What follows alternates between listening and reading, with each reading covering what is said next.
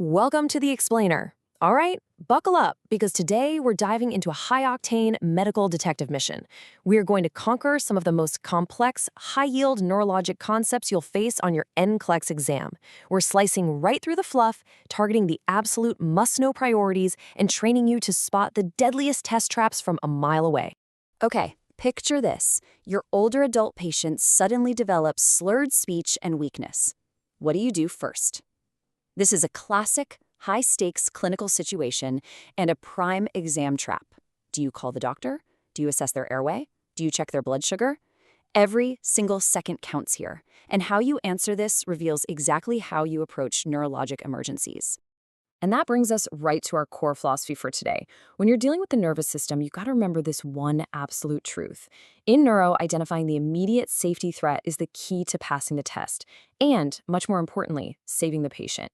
We aren't just memorizing lists of facts today. We are building your clinical judgment so that safety becomes your first and only reflex. Here's our game plan. First, acute neuro and seizures. Then dementia versus delirium.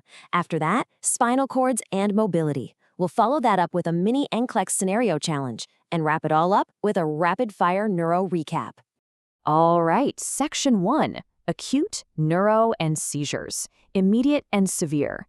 So when the brain hits an acute crisis, the manifestations are immediate. Just think about the brain's vasculature for a second. A transient ischemic attack, or TIA, is commonly called a mini-stroke. Basically, a clot or a stenosis temporarily blocks blood flow to a specific part of the brain. The tissue doesn't actually die, and the blockage clears up completely, but for a few terrifying moments, the patient experiences sudden stroke-like deficits. To catch a TIA before it turns into a full-blown, devastating stroke, you absolutely need to burn this mnemonic into your brain, FAS. If your patient suddenly shows up with slurred speech, dizziness, a severe headache, blurred or double vision, unexpected weakness, or aphasia, man, your clinical alarm bells need to be ringing loudly. These manifestations are your ultimate early warning cues. Now, what's really cool is how we can take this massive, totally overwhelming list of seizure disorders and just chunk them into two nice, simple buckets: generalized and focal. Generalized seizures hit both sides of the brain at once, causing major motor manifestations, like your classic tonic-clonic movements, or non-motor issues, like absence seizures. Focal seizures, on the other hand, start in one specific neighborhood of the brain, showing up as automaticisms or localized cognitive and emotional shifts. Chunking the information like this, it's going to make pattern recognition on your exam an absolute breeze. But hey, listen closely, because this is a massive safety alert. Whether your patient is having a TIA or a full-on tonic-clonic seizure, your absolute first nursing action is always, and I mean always, securing the environment and ensuring patient safety. You don't just run out of the room to page the doctor. No way. You clear the area of hazards, you protect that airway, and you keep them safe. That is exactly what the nurse does first. Moving on to Section 2, dementia versus delirium. This is a super common exam trap. Lean in for this one because it's a huge trap you'll definitely see. There are quite a few forms of dementia out there, from vascular to Lewy body to frontotemporal. But what ties them all together? Well, dementia is a gradual, progressive decline in cognitive processes that happens over months or even years. It doesn't alter the patient's level of consciousness. And please hear me out on this. It is never, literally never, an expected or normal part of aging. Take Alzheimer's, for example, which is the most common form. You can actually physically see why this decline happens. Beta amyloid plaques build up outside the neurons, while neurofibrillary tangles literally destroy them from the inside out. We are talking about the permanent, physical destruction of brain tissue here. As those neurons die off, the brain physically shrinks over time. Now, contrast that slow, gradual protein buildup of dementia with delirium. I really want you to lock this distinction in permanently. Delirium is sudden. We're talking hours to days. It's very often triggered by an oxygen deficit to the brain, maybe from an infection, metabolic acidosis, or even medication toxicity. And because of that, delirium is a totally reversible medical emergency. You don't just sit back and provide supportive care. You've got to immediately hunt down and treat the underlying physiological cause. All right, Section 3, spinal cords and mobility. Let's look at those descending motor tracks. First up on this front is multiple sclerosis, or MS. Just picture a normal, healthy neuron with a nice, intact myelin sheath and compare it to a demyelinated one.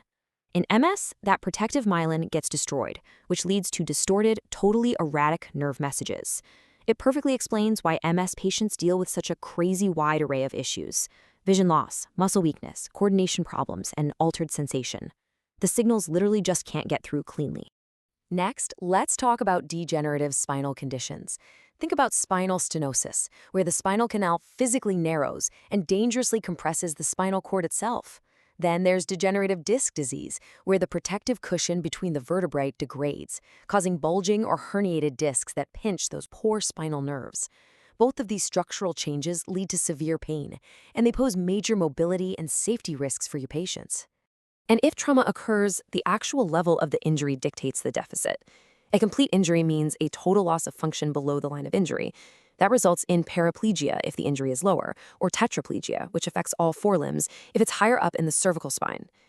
Incomplete injuries, on the other hand, leave varying degrees of function behind, entirely depending on exactly which nerve tracts were lucky enough to be spared. Let's put this into practice. Section 4, Mini NCLEX Scenario Challenge.